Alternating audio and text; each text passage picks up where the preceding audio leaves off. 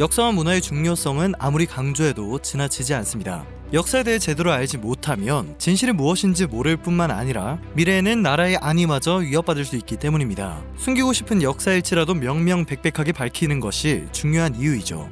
독일과 일본 모두 전범 국가이지만 독일의 경우 자신들이 저질렀던 과오를 숨기지 않고 후대에까지 알리는 걸 두려워하지 않았습니다. 그러나 일본의 경우 자신들의 과오를 숨기기에 급급합니다. 역사의 중요성을 아직도 인식하지 못하며 역사를 숨기거나 왜곡하는 일을 대수롭지 않게 여기는 듯한 행보를 보여오고 있는 건데요. 일본의 뻔뻔함을 초조함으로 바꿨던 유물이 최근 온전한 모습으로 발견되어 버리며 일본은 두 다리를 뻗고 잠들지 못하고 있습니다. 지난달 19일 문화재청 국립해양문화재연구소는 태안청포대 해수욕장 갯벌에서 조선시대 왕실 관련 건축물의 지붕을 장식하는 용머리 모양의 장식기와 취두와 갑옷을 입은 사람 모양의 장수상을 발굴했으며 이를 공개한다고 밝혔습니다. 취두가 온전한 모습으로 발견된 것은 처음 있는 일이라 더욱 관심이 쏠렸고 총 4점의 유물은 지난 5일까지 국립태안해양유물전시관에 전시되었습니다. 태안군 해변에서 천년의 보물이 가장 처음 발견된 것은 지난 2019년 9월입니다. 청포대 해수욕장 갯벌에서 조개를 캐던 지역 주민으로 인해 취두의 아랫부분 한 점이 발견된 건데요. 당시 주민들은 돌같이 생긴 것이 도무지 빠지지 않아 신고를 하게 되었다며 경위를 밝혔습니다. 조선시대에는 건축물 지붕에 제한적으로 용머리 모양의 취두나 여러 짐승 모양의 잡상 등의 장식기와를 사용했습니다. 하지만 지붕 위에 무언가를 더 올린다는 것은 대단히 사치스러운 행동이었기 때문에 궁궐 정도의 권위를 가진 건축물과 적어도 불교 사찰 같은 종교 건축물들이나 장식기와를 달았죠. 취두는 대표적으로 숭례문을 비롯한 도성문과 근정전, 인정전 등의 건물 지붕 위에서 확인할 수 있습니다. 권위 있는 건물 지붕에만 장식되었던 취두가 발견된 것 자체가 놀라운 일이었지만 특히 조선 전기 취두가 온전한 모습으로 발견된 것은 처음 있는 일이었기에 해당 소식은 관심을 모으기 충분했습니다. 사진과 영상 속으로 확인해본 유물의 형태는 특별한 손상이 없어 보였고 믿지 못할 정도로 깔끔했습니다. 관련 게시물에서는 이것은 절대적으로 아름답습니다. 놀라울 정도로 정교하고 섬세하네요. 나는 한국 건축에서 많은 영감을 받습니다는 해외 반응을 찾아볼 수 있었습니다. 더군다나 이런 문화재가 태안군에서 발견되었다는 것에 전 세계 역사학계는 놀랍다는 반응을 보이고 있습니다. 발굴될 것이라고 생각조차 하지 못한 장소에서 유물이 발견되었다는 반응이었죠. 조선시대 엄청난 위상을 지닌 건물은 보통 서울에 위치하고 있었다는 걸 알고 있는 전 세계 역사학계는 서울과 한참 떨어진 태안 앞바다에서 취두가 발견된 이유에 대해 궁금증을 가지기 시작했습니다. 그러나 일본은 이 소식을 반가워하지 못했습니다. 역사를 왜곡해야 하는데 발견된 유물이 그들에게 불리한 자료가 될 수 있기 때문이었는데요. 심지어 일본의 한 방송사는 뉴스를 긴급 편성하면서까지 해당 사실을 보도했습니다. 유물 발굴이 일본에게 얼마나 큰 위기감을 조성했는지 알 수 있는 대목이었죠. 용머리 모양의 장식기와인 취두는 주로 위아래로 나뉜 두 부분 혹은 세 부분으로 분리해 만든 다음 지붕에 얹을 때는 쇠못으로 상하를 고정하여 연결을 했다고 합니다. 잡상은 추념하루 위를 장식하는 여러가지 모양의 기와로 장수상을 맨 앞에 배치했다고 하죠. 발견된 취두의 높이는 103cm, 최대 너비 83cm였습니다. 눈을 부릅뜨고 입을 크게 벌린 용의 머리 위에 작은 용 한 마리와 나선형의 오목새기만 선이 표현되어 있었죠. 용의 얼굴은 입체적이고 사실적이면서 위험이 있었고 비늘이나 갈기, 주름의 표현이 매우 정교한 것으로 확인되었습니다. 2008년 화재로 소실되기 전 숭례문에 놓인 취두의 형태와 문양이 같았던 것입니다. 장식기와인 잡상의 일부분으로 대열의 맨 앞에 배치되는 도상인 장수상 또한 심상치가 않았습니다. 높이 30cm에 최대 너비 22cm의 크기인 장수상은 몸에 갑옷을 두르고 좌대에 앉아 무릎 위에 가볍게 손을 올린 모습을 하고 있었는데요. 인물의 움직임에 생동감이 있었고 갑옷 비늘이 섬세하게 표현된 것을 확인할 수 있었습니다. 경복궁이나 회암사지에서 출토되었던 조선 전기의 장수상 형태와 문양 표현 방식 등이 같았던 것입니다.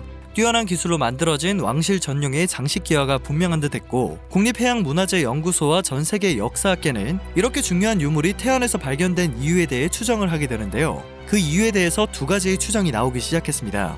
첫 번째는 서울 지역에서 제작된 장식기와를 충청도와 전라도, 경상도 지역의 왕실 관련 건물에 사용하기 위해 운반하던 중 태안 지역에서 침몰했을 것이라는 추정이었습니다. 경국대전을 보면 기와를 만드는 공영관청인 와서가 한양에 있었으며 와서는 기와를 만드는 장인와장 40명과 장식기와 등을 만드는 잡상장 4명으로 구성되어 운영되었다는 내용이 나오기 때문입니다. 와서에서 만든 기와를 해로로 옮기다 사고가 났을 거라는 얘기죠. 두 번째 추정은 일제강점기 시절 일본이 한국의 문화재를 밀반출하다가 배가 침몰되었다는 추정이었는데요. 태안 앞바다에 중국과 일본을 왕래하던 일본선의 잔해가 많다는 점과 일제가 이 항로를 자주 이용했다는 점에서 일본의 밀반출 가능성에 무게가 실리기 시작했습니다. 해당 소식이 전해지자 일본 정부는 난감하다는 반응을 내비쳤습니다. 전 세계가 주목할 만한 문화재가 발견되었는데 이 문화재가 큰 관심을 받게 될수록 한국의 문화재를 수탈했던 일본의 과거가 널리 알려지기 때문이었습니다. 현재 국내에서 온전한 취두를 보기 어려운 이유 중 하나는 임진왜란으로 인해 건물들이 불타버렸기 때문입니다. 이러한 만행까지 전 세계에 알려질까봐 일본은 우려를 나타낼 수밖에 없었던 것이죠. 임진왜란 때 많은 조선전기 건물이 훼손되고 조선 후기에는 양식이 간략화되는데요. 이런 조선전기 장식기화를 온전하게 찾은 건 정말 호재라는 생각이 듭니다. 그러나 해당 소식을 긴급 보도했던 일본 방송사는 초조함을 감추지 못하면서 일본 정부가 어떤 대응을 내놓을지 주목했습니다.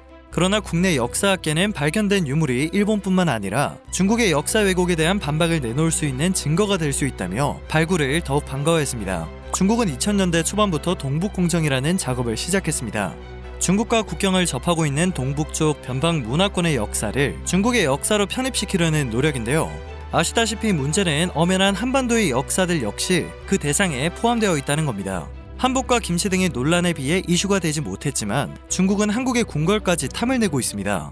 중국은 한국의 궁궐이 자금성을 모방한 것이며 모두 명나라의 영향을 받아 만들어진 것이라는 말도 안 되는 거짓말을 주장하고 있죠. 그러나 태안에서 발견된 취두는 조선만의 독자적인 궁궐 장식품이었으며 함께 발굴된 장수상에서는 중국과의 연관성을 아예 찾아볼 수 없었습니다. 유물 발견으로 인해 중국이 주장하는 것이 거짓이라는 사실이 드러난 것입니다. 난 놓고 기억자도 모른다는 말이 있습니다. 그러나 중국과 일본은 온갖 증거를 코앞에 들이밀어도 모르쇠로 일관하고 있죠. 그렇기에 이러한 역사적 사료와 증거 자료의 발견은 더더욱 큰 의미를 가집니다. 해당 소식에 대해 국내에서는 우리나라의 높은 제작 수준을 알 수 있게 하는 유물이 발견되어 반갑네요. 저런 유물 하나하나가 소중하고 귀한데 많은 문화재들이 훼손된 현실이 안타깝다. 일본과 중국은 양심이 있으면 역사 왜곡을 멈춰라. 백제 금동대학로처럼 진흙 속에서 발견되면 보존 형태가 좋아 신기하다는 반응을 보이고 있습니다. 앞으로 한국은 일본의 예상되는 불쾌감 표출에도 관련된 조사를 계속 이어가는 것은 물론 연구를 병행할 계획입니다. 연구소 관계자는 취두가 발견된 지역의 조사 범위를 확대하여 지금까지 공백으로 남아있던 조선전기 장식기와의 전모를 밝힐 예정이며 이 유물들이 태안해역에서 출토된 배경과 소비지에 대한 연구도 병행할 계획이라고 밝혔습니다. 만약 태안해역에서 출토된 배경이 일본에 있는 것으로 확실히 밝혀지게 된다면 일본의 만행은 전 세계에 알려지게 되겠죠. 태안군 마도 앞바다에는 지난 2007년부터 2015년까지 고려 태안선 마도 1, 2, 3호선, 조선 조운선인 마도 4호선이 발견된 바 있습니다. 2016년에는 남면 당안포 해역에서 고려시대에 제작된 것으로 추정되는 도자기가 발굴돼 학계 이목을 집중시켰습니다. 때문에 해안은 바닷속 경주라고도 불리고 있는데요. 그동안 태안 앞바다에서 발견된 3만여 점의 해양 유물과 앞으로 새롭게 발견될 유물들이 과거의 역사를 밝히는 중요한 단서가 될 수 있었으면 합니다. 오늘 전해드릴 소식은 여기까지입니다. 영상이 정보가 되셨다면 그것만으로도 정말 감사드립니다. 늘 새롭고 유익한 뉴스를 전하는 로바튜브 되겠습니다.